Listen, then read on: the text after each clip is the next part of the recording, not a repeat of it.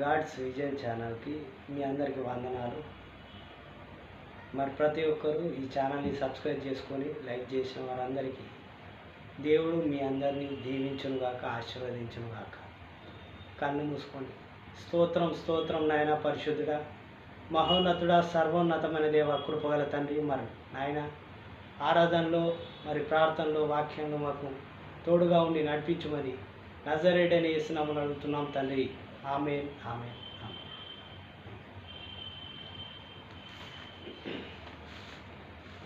రండి రండి రండి రండి పరిశుద్ధాత్ముడా, రండి రండి రండి రండి పరిశుద్ధాత్ముడా. నా నాయకుడవు, నా నావికుడవు, నా బోధకుడవు, నా స్నేహితుడవు. రండి రండి రండి రండి పరిశుద్ధాత్ముడా, రండి రండి రండి రండి పరిశుద్ధాత్ముడా. పరిశుద్ధాత్ముడా స్వాగతం అయ్యా, పరిశుద్ధాత్ముడా స్వాగతం అయ్యా. బలముగా వీచే గాలి వలె నా హృదయంలోకి రండి దేవా. బలముగా వీచే గాలి వలె నా హృదయములోకి రండి దేవా. రండి రండి రండి రండి పరిశుద్ధాత్ముడా, రండి రండి రండి రండి పరిశుద్ధాత్ముడా. అగ్నిజ్వాలల వంటి నాలుక వలె నా హృదయములోకి రండి దేవా.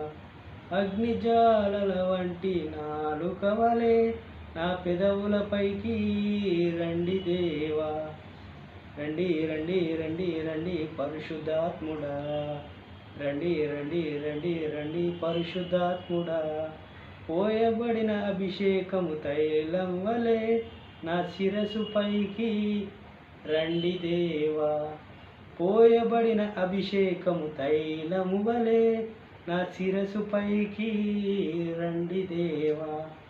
రండి రండి రండి రండి పరిశుద్ధాత్ముడా, రండి రండి రండి రండి పరిశుద్ధాత్ముడా. ఆమేన్. స్తోత్రం స్తోత్రం నాయన పరిశుద్ధుడా, మహోన్నతుడా, సర్వోన్నతమైన దేవా తండ్రి. మరి ఆరాధన మొత్తం మరి మాకు తోడుగా ఉన్నావు తండ్రి నాయన. అదేవిధంగా ప్రభా మరి వాక్య ధ్యానం చేయంగా ప్రభా నీ జ్ఞానాన్ని, బుద్ధిని, తెలివిని దయచేయమని నజరేయుడైన యేసు నామమున అడుగుతున్నాం తండ్రి. ఆమేన్ ఆమేన్. మరి ఈరోజు అపోస్తుల కార్యము 5వ అధ్యాయము అనన్య సఫీరా. అంటే సంఘంలో ప్రభు అయిన మరి ప్రభు మనకు హెచ్చరిస్తూ ఉన్నాడు.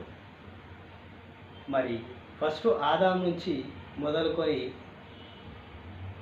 అనన్య సఫీరా వరకు మరి పాపం అనేది ఎక్కువైపోయింది. మరి ఆ పాపం నుంచి మరి దేవుడు ఏ శిక్ష చేశాడు వాళ్ళకు ఏందో ఒకసారి మనము ధ్యానించుకొని 5వ అధ్యాయం అపోస్తుల కార్యము 5వ అధ్యాయము చదువుతుంది. అనన్య అను ఒక మనుషుడుండు.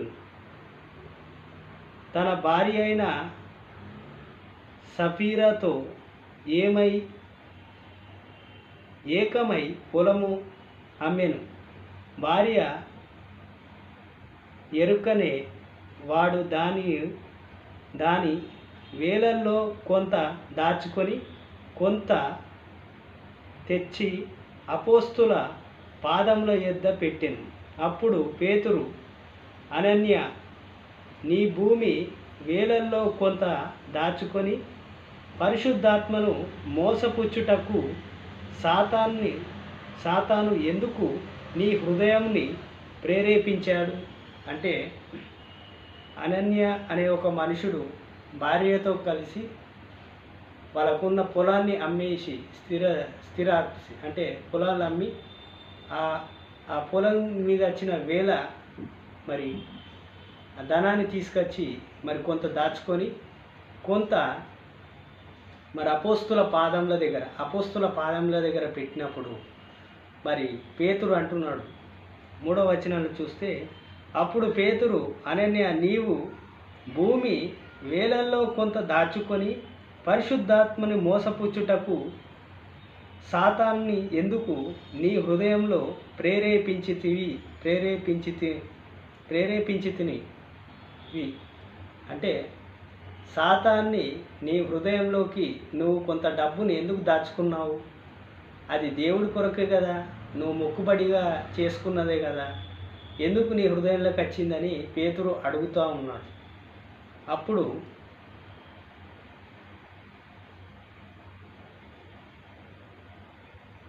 అది నీ యొద్ద నున్నప్పుడు నీది కదా, అమ్మి నా పింబట అది నీ వశమై ఉండలేదు. ఎందుకు ఈ సంగతి నీ హృదయంలో ఉద్దేశించి కొనుచున్నావు? నీవు మనుషులతో కాదు దేవునితోనే అబద్ధమాడితివి.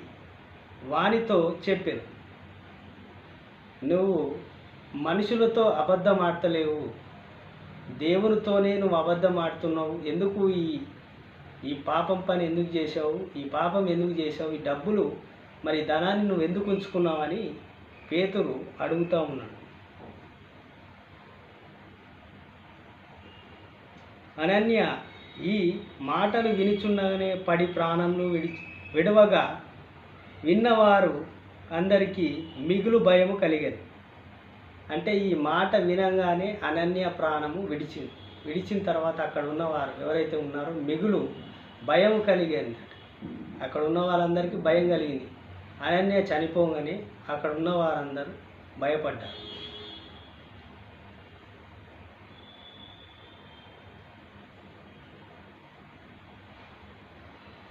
అప్పుడు పడుచు వారు లేచి వానిని బట్టలతో చుట్టి మోసుకొని పోయి పాతిపెట్టి, అప్పుడు అంటే పడుచు వాళ్ళంటే యవనస్తులు వెళ్ళి ఆ శవము అనన్య శవాన్ని తీసుకెళ్ళి బట్టల్లో చుట్టుకెళ్ళి పాతి పెట్టేసి వచ్చారట. మరి అప్పుడు 6వ దాంట్లో చూసుకుంటే 7వ దాంట్లో ఇంచుమించు 3 గంటలు సేపటికి వాని భార్య జరిగినది ఎరుగక లోపలికి వచ్చెను.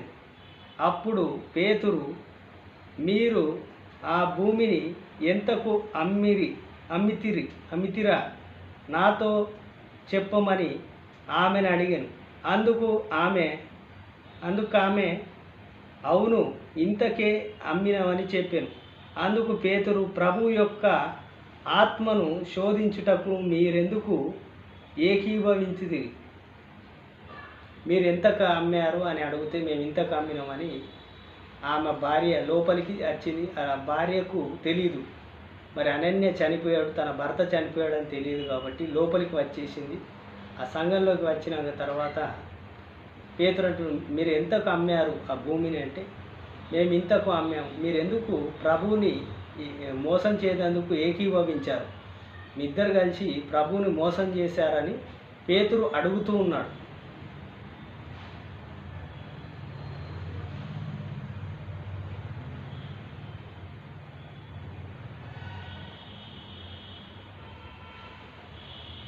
ఇదిగో నీ పెనిమిటి పాతిపెట్టిన వారు పాదములను